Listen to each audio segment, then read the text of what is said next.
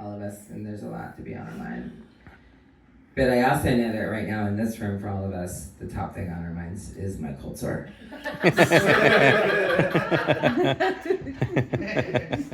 I've seen the way that you guys have looked at me. I've seen how you've been talking in corners. And I just want to say,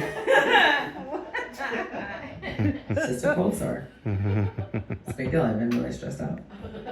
And yes, I take Lysine, so please fucking stop telling me I should take Lysine. And stop asking me if I have a prescription for Valtrex. That's fucking none of your business. Okay, the weird thing about me is sometimes when I get a cold sore, I regress back to 15, where I'm sure that everyone is thinking about me. And generally it's only when I have a cold sore. Because I don't know if y'all get cold sores, but it feels like it takes up your entire face, like the feeling of it inside of me. I mean, I get that you can see it. I'm not saying like, I know you can't see it. I know you can. I think they can see it from space. But it feels worse than it looks, even though I do, again, understand it looks terrible. Okay, moving on. I did, because they're weird. I'm going to tell you they're weird, but it's too much to explain and that's boring and not funny. Okay. My friend and I were talking about Sylvia Plath the other day. Tanya and I, yeah.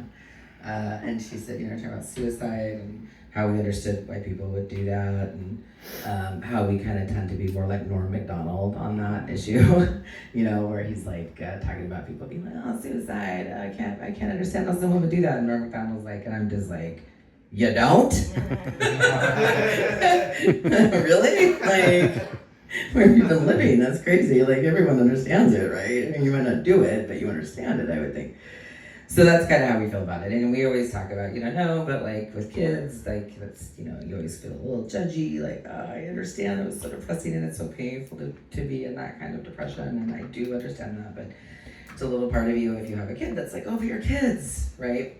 And so we're talking about Sylvia Plath in that context. And then she says, well, Sylvia Plath had a terrible husband. And I was like, oh, are you sure? Because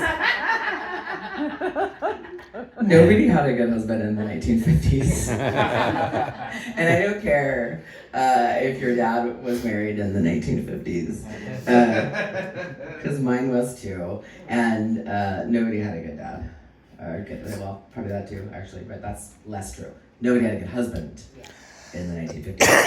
And I feel like you could pull, like say there was a magic poll you could do of all the women living and dead that had husbands in the 1950s, and that maybe there's like some kind of truth potion involved, so they had to tell the truth. And you asked like, did you have a good husband? They would all tell you in whatever words that they had that their husbands were whiny, entitled bitch babies.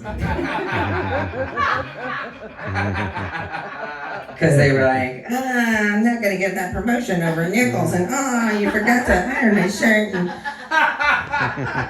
where's my tie, and why is this house a mess, and shut those kids up, and I'm gonna go to the bar and get drunk, and that's not lipstick on my collar.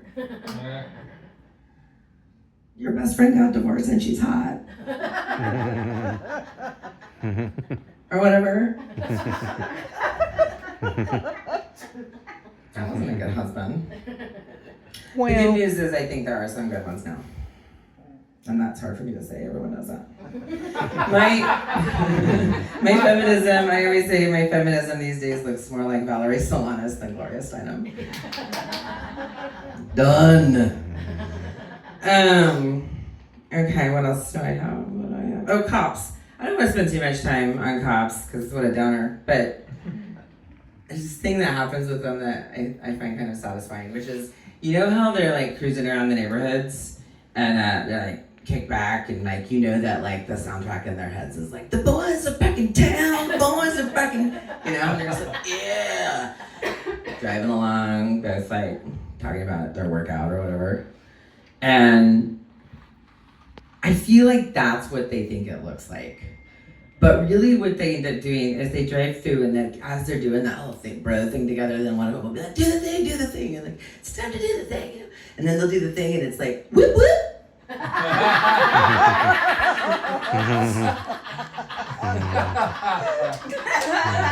That doesn't at all sound like what you think. No one's like, oh, I'm scared. It's like,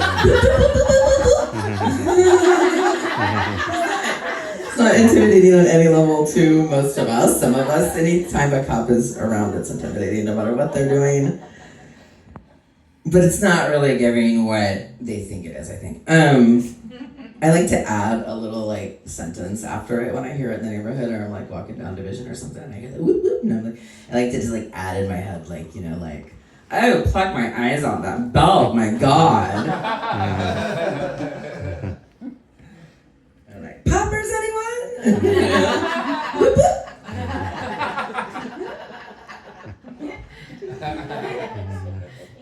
This kind of sounds fine. Okay, social media. This is a couple things that are so insane.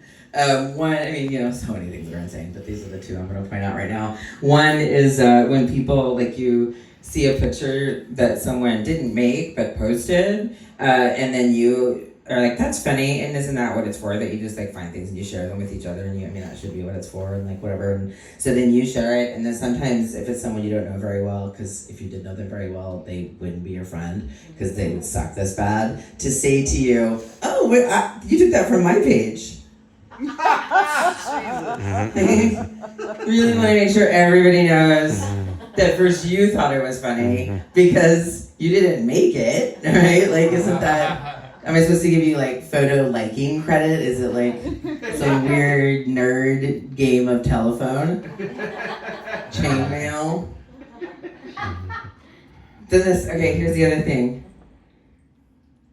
You post a photo, for example, this one that I posted. I reposted a photo of Donald Trump like gazing into his, you know, what he considers his reflecting pool, and gazing back as Ronald McDonald. Yeah, that's kind of funny. So I was like, that's funny, and I reposted it, and someone, like, within seconds is like, tape. That's AI.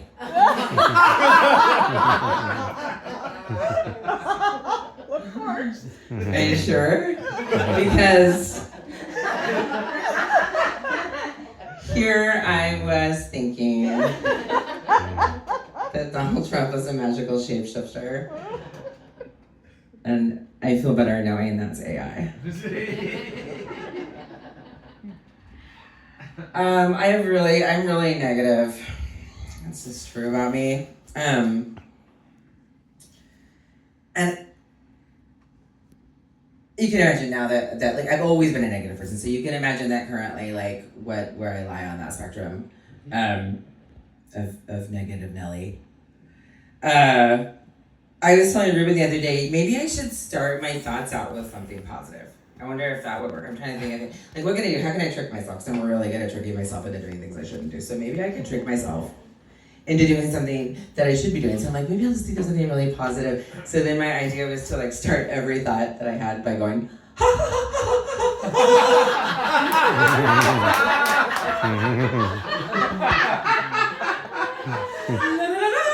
and then think it. And it doesn't work at all. It just really highlights how bad the thing is, pretty much. I mean, there's nothing I can do. I don't think about the negativity short of a lobotomy, and that's a lot of commitment for someone so negative. All right, I think that's all I got. Oh wait, so Ruben and I are gonna do something really fast. So I'm gonna start doing this thing where I just show you guys little snippets of our life. So that means you have to put the camera down. We can't record it. That's okay. What? You have to come do the little sketch. Oh, up there? Yeah.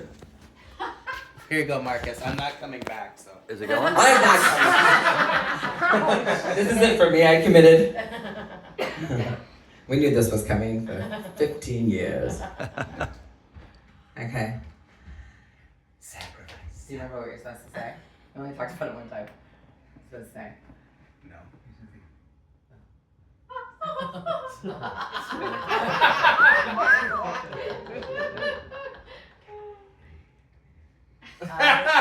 This is great. This is great. Yeah. I'm really glad you guys are doing this. Should we do that? Oh, you're right. Magic flute?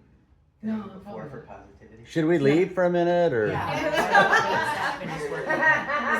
preparing our instruments. This is what's known as 3. Okay. This is a moment in our house.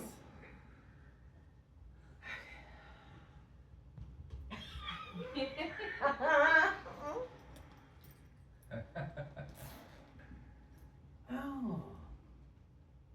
I totally know what that thing means. Really? What does it mean? I don't know. What? Say it.